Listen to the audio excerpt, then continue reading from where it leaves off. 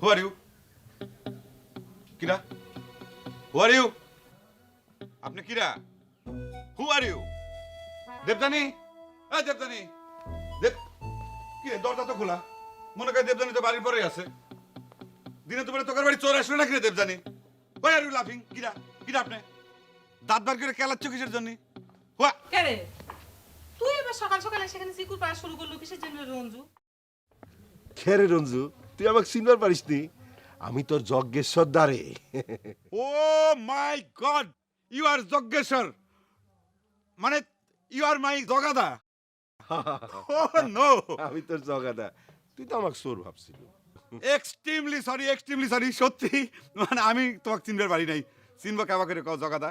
তুমি যখন ছোটবেলায় গ্রাম ছেড়ে চলে গেছিলে, মানে তুমি তো মানে হিরোর মতো চেহারা ছিল তোমার, নায়ক মানে সিনেমার নায়ক, মানে কি কব, ইউর বেলি মানে তোমার ভুড়ি হয়ে গেছে, ইউ বিকাম ওল্ড, মানে তোমাকে দেখে মনে হচ্ছে যে ইউ আর 80, মানে 80 বছর বয়সের মানে বৃদ্ধ। আমি তো প্রথমে ভুল করেছিলাম যে দেবদানির মানে বাবা মানে আঙ্কেল কাকা এখানে খাড়া আছে নাকি, পরে হঠাৎ আমার মনে হলো no, he is no more, he past, বহুদিন আগে তো শুধু মরে গেছে। সরি জগাদা সরি। চেহারার কথা আর কইস নি রে রঞ্জু। জীবন যুদ্ধে আমি একজন পরাজিত সৈনিক। জীবন যুদ্ধে পরাজিত সৈনিকের চেহারার কীর্তি ইতিহাসে ঠাঁই পায় না রে। আচ্ছা রঞ্জু, তুই এখানে ইতিহাসের ক্লাস নেওয়া শুরু করলো কিসের জন্য?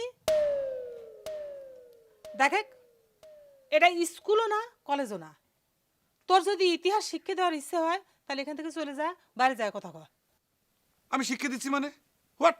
এটা কি ধরনের কথা বলু? আমি কি তোকার কাছে জিজ্ঞেস করেছি পলাশির প্রান্তরে নবাব সিরাজউদ্দৌলার কতজন সৈন্য ছিল? জাস্ট জগাদার সাথে এতদিন পর দেখা হলো, সেই জন্য আবেগে ইমোশনে আমি এই ধরনের কথাবার্তা বলে ফেলাইছি। মানে আমি তো ভুলেই গেছিলাম যে জগাদা নামে কেউ ছিল, দ্যাটস ওয়াই। না, আমি তো তোর কথা কর কথা নিষেধ করতেছি না। এতদিন পর তোর পরাণের দাদার সাথে তোর দেখা হয়েছে, তুই পরাণ খুলে কথা ক। দরকার হলে গলায় তাবিজ বানা ঝুলে রাখ। আমি তো খালি করছে কি, তুই এই বাড়িটার থেকে বাইরে হয়ে যা তো ভাই, যা। হোয়াট? খুব একেবারে বাড়িওয়ালা হয়ে গেছো তাই না রে? এত যে বাড়ির বড়াই করিস, আইন অনুযায়ী বাড়ির মালিকানা তো দূরের কথা, ওয়ারিশে তো হবার পারিস নাই। তোর ভাই নন্দলাল যদি তোক ধাক্কা দিয়ে বাড়িতে বাইর করে দেয়, কনে যায় খারাপু, সেই কথা একবার চিন্তা করে দেখেছো? বাড়িওয়ালা, বিশাল বাড়িওয়ালা হয়ে গেছে।